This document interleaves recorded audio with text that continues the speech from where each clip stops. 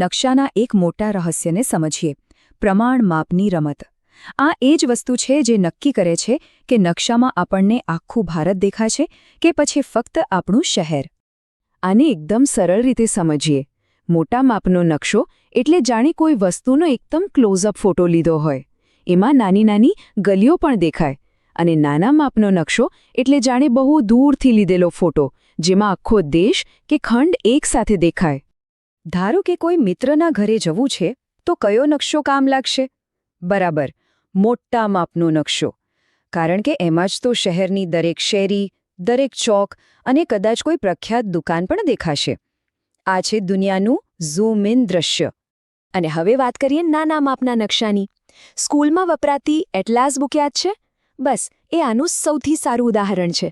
એમાં આખો દેશ દેખાય, મોટા શહેરો દેખાય, પણ કોઈનું ગામડું શોધવું હોય તો બહુ મુશ્કેલ પડે. આ છે દુનિયાનું ઝૂમ આઉટ દૃશ્ય. તો પછી કોઈ પણ નકશાના ખજાનાને ખોલવા માટે આપણને 3 જાદુઈ ચાવીઓની જરૂર પડે છે. એ છે દિશા, પ્રમાણમાપ અને રોડ સંજ્ઞાઓ. તો ચાલો પહેલી ચાવીથી તાળું ખોલીએ. વિચારો તો, જો આપણને એ જ ના ખબર હોય કે ઉત્તર કઈ બાજુ છે, તો આપણે ક્યાં જઈશું? ક્યાંય નહીં. એટલે જ નકશાનું સૌથી પહેલું અને મહત્વનું અંગ છે દિશા. મોટા ભાગના નકશામાં ઉપરની તરફ એક તીર દોરેલું હશે અને એની બાજુમાં એન લખેલું હશે. આ છે આપણી ઉત્તર દિશા, જાણે કે આપણો ધ્રુવ તારો. એકવાર ઉત્તર દિશા મળી ગઈ એટલે સમજો કે બાકીની બધી દિશાઓ દક્ષિણ, પૂર્વ અને પશ્ચિમ આપણા હાથમાં આવી ગઈ. ચાલો હવે બીજી ચાવીનો ઉપયોગ કરીએ. આ ચાવી આપણને નકશા પરના નાના અમથા અંતરને જમીન પરના અસલી કિલોમીટરમાં બદલવાની શક્તિ આપશે. અને આ શક્તિનું નામ છે પ્રમાણમાપ. સાચું કહું તો પ્રમાણમાપ એ નકશાનું હૃદય છે. એ જ આપણને કહે છે કે જો નકશા પર 1 સેન્ટીમીટર ચાલ્યા તો સમજજો કે જમીન પર 100 કિલોમીટર જેટલું અંતર કાપ્યું. આના વગર તો અમદાવાદથી દિલ્હી કેટલું દૂર છે એ માપવું અશક્ય જ બની જાય. અને હવે સમય છે ત્રીજી અને છેલ્લી ચાવીનું. આ ચાવી નકશાની એક ગુપ્ત ભાષાને ઉકેલે છે. કારણ કે વિચારો, નકશા પર દરેક જગ્યાએ પહાડ કે નદી એવું લખી તો ન શકાય. એટલે જ નકશો આપણી સાથે ચિહ્નો અને સંજ્ઞાઓમાં વાત કરે છે. આ વાત બિલકુલ સાચી છે. આ સંજ્ઞાઓ એક એવી ભાષા જેવી છે જે આખી દુનિયામાં સમજાય છે. પછી ભલે કોઈ ભારતમાં હોય કે જાપાનમાં, નદી કે પર્વત માટેનું ચિહ્ન લગભગ સરખું જ હોય છે. એટલે તો કોઈ પણ વ્યક્તિ કોઈ પણ દેશનો નકશો સહેલાઈથી વાંચી શકે છે. ચાલો જોઈએ કે નકશો આપણી સાથે વાત કેવી રીતે કરે છે.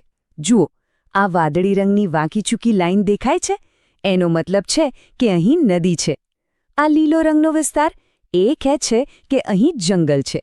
અને આ ભૂરા રંગના આકારો એ બીજું કંઈ નહીં પણ ઊંચા ઊંચા પર્વતો છે. છે ને એકદમ સરળ? અને હા, ફક્ત કુદરતી વસ્તુઓ જ નહીં, માણસે બનાવેલી વસ્તુઓ માટે પણ ખાસ ચિહ્ન હોય છે. જેમ કે આ તૂટક રેખા 2 દેશો વચ્ચેની સરહદ બતાવે છે, તો આ કાળી પટ્ટી રેલવે લાઇન દર્શાવે છે.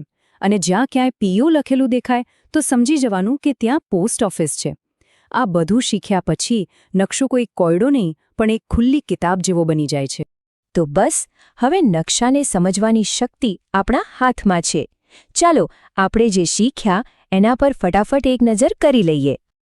યાદ રાખજો, હવે આપણી પાસે એક જાદુઈ ટૂલકિટ છે, જેમાં 3 શક્તિશાળી સાધનો છે: દિશા બતાવતું હોકાયંત્ર, અંતર માપતી ફૂટપટ્ટી અને સંજ્ઞાઓની ગુપ્ત ભાષા.